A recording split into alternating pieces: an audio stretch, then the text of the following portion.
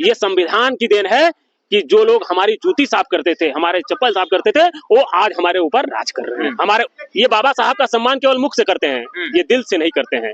जब लोग इस देश में स्वास्थ्य पे बात करना चाहते हैं, शिक्षा पे बात करना चाहते हैं, कानून व्यवस्था पर बात करना चाहते हैं, बेरोजगारी पर बात करना चाहते हैं, जो इस समय की सबसे अहम और प्रमुख मुद्दा है, राष्ट्रपति की संतान या चपरासी की संतान, सबकी शिक्षा एक समान की बात क्यों नहीं करते हो? मस्जिद को खोद करके वहां पर मंदिर खोदा जाए? शेखर के बयान की तो पहले तो निंदा करनी चाहिए। और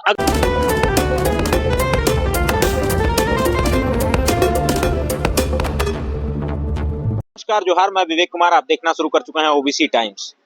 पूरे देश की सियासत में बवाल मचा हुआ है। अमित शाह भरी सदन से बयान देते हैं कि जो देश के लोग हैं वो अंबेडकर अंबेडकर अंबेडकर करने के बजाय भगवान का नाम लेते तो सातों जन्म के बाद स्वर्ग की प्राप्ति होती, मुक्त हो जाते जन्मों जन्म के जो तमाम चीजें हैं होती हैं उन चीजों से। उसके बाद भारतीय जनता पार्टी के ही तमाम नेता ये बयान देते हैं कि देश के अंदर जितनी मस्जिदें हैं अगर उन्हें खोदा गया तो उनके नीचे मंदिरें निकलेंगी। इसी विषय पर बातचीत करने के लिए हैं हमारे साथ समाजवादी पार्टी के प्रवक्ता डीपी यादव जी, जिनसे बातचीत करेंगे क्योंकि समाजवादी पार्टी देश की तीसरी सबसे बड़ी पार्टी है और उत्तर प्रदेश में मुख्य विपक्षी पार्टी के रूप में है। तो जब भारतीय जनता पार्टी के नेता या प्रवक्ता ऐसे बयान देते हैं तो उसमें समाजवादी पार्टी के प्रवक्ता या नेता कैसे काउंटर करते हैं, ये देखने वाली बात होगी। बातचीत करेंगे। स्वागत है सर आपका। जी बहुत बहुत धन्यवाद, आभार। सर, कैसे देखते हैं इस बयान को आप? एक नायक जिसे जब पढ़ने का समय था वो दौर, आज के समय जो हम भेदभाव देखते हैं, छुआछूत देखते हैं, तमाम चीजें देखते हैं, ये एक अलग परिदृश्य है। आज संविधान होने के बावजूद हमें वो चीजें झेलनी पड़ती हैं। उस समय जब ये इन चीजों का बोलबाला था, सामंतवाद हावी था, तमाम चीजें थी, उस समय एक शख्स को पढ़ने नहीं दिया गया था, लेकिन जब उसे मौका मिलता है देश की तकदीर और तस्वीर दोनों बदल के रख देता है। उसके ऊपर बयानबाजी करना किस तरह का, कैसे देखते हैं आप? देखिए, निश्चित रूप से भारतीय समाज और राजनीति को जिन कुछ लोगों ने बहुत गहराई से प्रभावित किया, उनमें बाबा साहब भीमराव अंबेडकर का नाम प्रथम पंक्ति में है, सबसे पहले लिया जाता है जी। और ये दुर्भाग्य है कि देश का गृह मंत्री इस प्रकार का बयान देता है बाबा साहब को लेकर के। गृह मंत्री की तो इतनी हैसियत नहीं है कि वो बाबा साहब के बारे में कुछ बयान दे। ये वही बात हो गई कि आप सूरज को दीपक दिखाने का काम कर रहे हैं। अमित शाह ने जो बयान दिया है वो बाबा साहब का अपमान नहीं है, इस देश के करोड़ों लोगों की अपमान है, जो शोषित हैं, वंचित हैं, पीड़ित हैं, कहीं ना कहीं उनका अपमान किया है अमित शाह ने। और जिस प्रकार से अमित शाह ने कहा कि भीमराव अंबेडकर का नाम लेना फैशन हो गया है, ये तो कोई सोच भी नहीं सकता है, क्योंकि इस देश के शोषित, वंचित, दलित, पिछड़े, जो कहीं ना कहीं समाज की मुख्य धारा से कटे हुए थे, जो कभी सपने में भी सोच नहीं सकते थे कि हम लोग भी आगे बढ़ेंगे, समाज की मुख्य धारा में शामिल होंगे, नौकरियां करेंगे, हम लोगों को सम्मान मिलेगा, उनको बाबा साहब ने खड़ा किया और कहीं ना कहीं हक, हुकूक और सम्मान दिलाया था। अच्छा सर, तो एक चीज मैं देखता हूँ कि भारतीय जनता पार्टी के जितने भी नेता हैं, जब जब सियासत की रोटियां सेकनी होती है, चुनाव किसी प्रदेश में हो, अभी हालिया चुनाव जो है महाराष्ट्र में हुआ, झारखंड में हुआ, अब दिल्ली विधानसभा चुनाव है, तो ऐसे में बयानबाजी, धर्म का मुद्दा उठाते हैं, पाकिस्तान हिंदुस्तान करते हैं, तमाम चीजें करते हैं, इस तरह के बयान। अब हालिया एक बयान आपको बताता हूं मैं, जिसपे बवाल मचा हुआ है, सियासत आज भी जारी है, कि जितने भी देश के अंदर मस्जिद हैं खोदा गया तो उनके नीचे मंदिर निकलेगा। इसे कैसे देखते हैं आप? देखिए, भारतीय जनता पार्टी शुरू से यही राजनीति करती आई है कि वो देश के जो मूलभूत मुद्दे हैं, जो कहीं ना कहीं जमीन से जुड़े हुए मुद्दे हैं, उनसे ध्यान भटकाने का काम करती है। जब लोग इस देश में स्वास्थ्य पे बात करना चाहते हैं, शिक्षा पे बात करना चाहते हैं, कानून व्यवस्था पर बात करना चाहते हैं, बेरोजगारी पर बात करना चाहते हैं, जो इस समय की सबसे अहम और प्रमुख मुद्दा है, तो भारतीय जनता पार्टी के नेता उनसे ध्यान भटकाने का काम करते हैं। चाहे अमित शाह का संसद में दिया गया बयान बाबा साहब को लेकर के वो बयान हो या अन्य कोई बयान हो। अभी आप देखिए, वन नेशन वन इलेक्शन की ये लोग बात करते हैं। मैं उनसे मांग करता हूं और उनसे कहता हूं, भारतीय जनता पार्टी के लोगों से, कि आप वन नेशन वन एजुकेशन की बात क्यों नहीं करते हो? आप राष्ट्रपति की संतान या चपरासी की संतान, सबकी शिक्षा एक समान की बात क्यों नहीं करते हो? सबको एक अवसर क्यों नहीं देते हो पढ़ने का?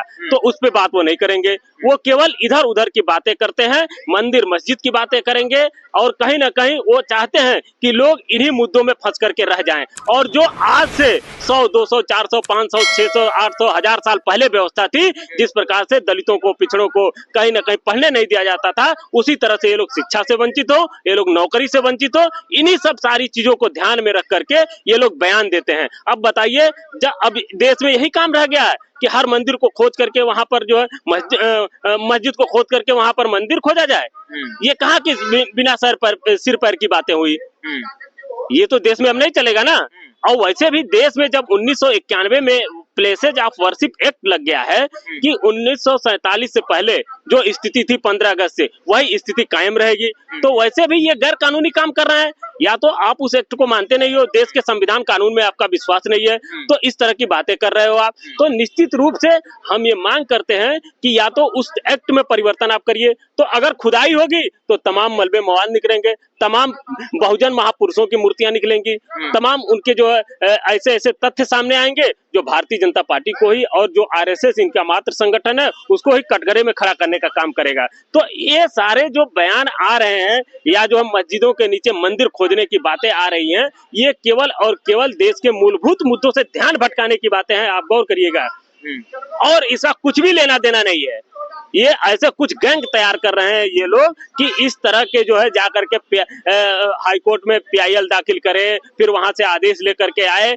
जब उस वर्शिप एक्ट का आप पालन कर रहे हो 1991 का, तो आप सर्वे क्यों करा रहे हो? आप इस तरह की बातें क्यों कर रहे हो? ये सब बातें बेकार की बातें हैं। और देश के लोग कहीं ना कहीं इस बात को अब चाहते हैं कि इस देश में मूलभूत मुद्दों पर बात करें। देखिए, एक अहम बात मैं और कहना चाहूंगा, उसके बाद मैं जब 2024 के लोकसभा चुनाव का परिणाम आया 4 जून को, तो उसके बाद भारतीय जनता पार्टी के जिस प्रकार से उत्तर प्रदेश में करारी हार हुई, तो कहीं ना कहीं भारतीय जनता पार्टी की चिंता बहुत बढ़ गई और उसके पैरों तले जो जमीन थी वो खिसक गई। तो इन लोगों ने एक प्लानिंग बनाया कि हम लोग तो इन लोगों को जो है धार्मिक मुद्दों पर ला रहे थे खींच करके, लेकिन ये तो विकास की बातें करने लगे। और समाजवादी पार्टी ने इतना अच्छा प्रदर्शन कर दिया, 37 सीटें जीत लाई, गठबंधन 43 सीटें, 43 सीटें जीत लाए। तो अब कहीं ना कहीं लोग सच्चाई समझ रहे हैं। तो उसी की कड़ी में ये सारी कवायद हो रही है और जो गड़े मुर्दे उखाड़ने का ये लोग काम कर रहे हैं। अच्छा सर, ये बताइए, लोगों का जो मुस्लिम है, अल्पसंख्यक जिन्हें कहा जाता है,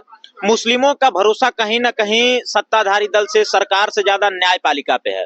लेकिन उसी न्यायपालिका में बैठे हुए एक जज शेखर यादव ये बयान देते हैं कि देश बहुसंख्यकों के हिसाब से चलेगा। कठमुल्ला तमाम इस तरह की बातें उन्होंने की। इसे आप कैसे देखते हैं, इस बयान को? क्या ये सारी चीजें एक जज के मुंह से सुनने के बाद क्या लोगों का भरोसा न्यायपालिका पे बना रहेगा? निश्चित रूप से शेखर यादव का बयान बहुत ही निंदनीय बयान है और कोई भी जो लोकतंत्र और संविधान में विश्वास रखता है वो इस प्रकार के बयान की उम्मीद नहीं करता है। वो भी एक जज से जो इस समय वर्तमान में जज है। तो शेखर के बयान की तो पहले तो निंदा करनी चाहिए और अगर उनको इस प्रकार का बात कहना है, बयान देना है, तो वो पहले इस्तीफा दें और जा करके जिस भी संगठन के या जिस भी कार्यक्रम में उन्होंने ये बयान दिया है उसमें शामिल हो जाएं। मेरी तो उनको यही सलाह है। लेकिन इस प्रकार का बयान देना उनका कहीं ना कहीं न्याय प्रक्रिया पर और न्याय प्रणाली पर, जिस पर लोग विश्वास करते हैं और जो तीसरा स्तंभ है इस लोकतंत्र का, उस पे कहीं ना कहीं एक प्रश्न चिन्ह लगाने का काम करता है और ये घोर निंदनीय बयान है। इसकी जितनी भी निंदा की जाए उतनी कम है। अच्छा, अगर देखा जाए तो इस समय, इस वक्त आप बेहतर नेता किसे मानते हैं? जो सबकी बात करता हो, समानता की बात करता हो, बंधुता की बात करता हो, संविधान की बात करता हो और खास करके उस तबके की बात करता हो जो मुख्य धारा से लगातार पिछड़ा रहा है, लगातार कटा रहा है। देखिए, 2024 का लोकसभा जब चुनाव हो रहा था तो उस समय देश में जो है तमाम तरह के जो उथल पुथल था और सबकी निगाह कहीं ना कहीं उत्तर प्रदेश में लगी हुई थी, क्योंकि प्रधानमंत्री भी यहीं से चुनाव लड़ रहे थे बनारस से। और प्रधानमंत्री जब 2014 का चुनाव लड़ने आए थे तो उन्होंने बहुत जोर शोर से कहा था कि माँ गंगा ने मुझे बुलाया है। और उस समय प्रधानमंत्री 2014 में लगभग 4-4.5 लाख वोटों से जीत करके आए थे। तो उत्तर प्रदेश पे निगाहें सबकी लगी हुई थी और उत्तर प्रदेश में आदरणीय श्री अखिलेश यादव जी अकेले भारतीय जनता पार्टी से मुकाबला कर रहे थे। तो अगर आज के परिप्रेक्ष्य में आप बात करेंगे, जो सामाजिक न्याय की बात करता हो, समाजवाद की बात करता हो और सबको साथ लेकर के चलने की बात करता हो, तो पूरे देश में आदरणीय श्री अखिलेश यादव जी से बड़ा कोई नेता दिखाई नहीं देगा आपको। सबसे बड़े नेता। और वही ये बात करते हैं कि किस प्रकार से किसानों की समस्याओं को हल किया जाए, किस प्रकार से बेरोजगारों की समस्याओं को हल किया जाए, किस प्रकार से स्वास्थ्य की समस्या को दूर किया जाए, किस प्रकार से कहीं ना कहीं जो कानून व्यवस्था है उसको दूर किया। और ये देखिए, हम ऐसे नहीं कर रहे हैं, इसके पीछे का ग्राउंड है। बतौर मुख्यमंत्री 2012 से लेकर के 17 तक आदरणीय श्री अखिलेश यादव जी ने जो काम किए वो आज मील के पत्थर साबित हो रहे हैं।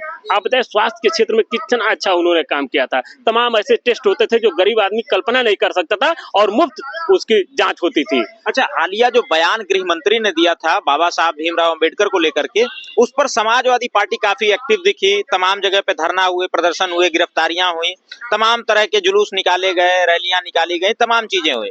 लेकिन एक पार्टी इसके इतर भी है, बहुजन समाज पार्टी की मैं बात कर रहा हूँ, जो मायावती अपना रोल मॉडल मानती हैं या यूं कहती हैं कि ये बाबा साहब के विचारों की पार्टी है। उनकी कोई प्रतिक्रिया नहीं आती है, उनके कार्यकर्ता सड़कों पे नहीं दिखते हैं। इसे आप कैसे देखते हैं?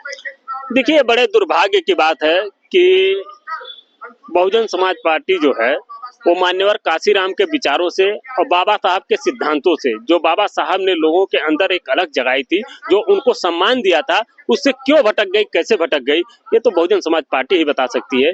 लेकिन इससे बड़ा दुर्भाग्य नहीं हो सकता है कि इस बयान पर भी अमित शाह के बहुजन समाज पार्टी ने जो स्टंट लेना चाहिए था वो स्टंट नहीं लिया, लेकिन समाजवादी पार्टी ने उस पर पूरी तौर से स्टंट लिया। और हम लोगों ने अभी 21 दिसंबर को पूरे प्रदेश में जिला मुख्यालय पर डीएम के माध्यम से राष्ट्रपति को ज्ञापन दिया कि वो जो है अमित शाह को बर्खास्त करें और अमित शाह इसके लिए माफी मांगे।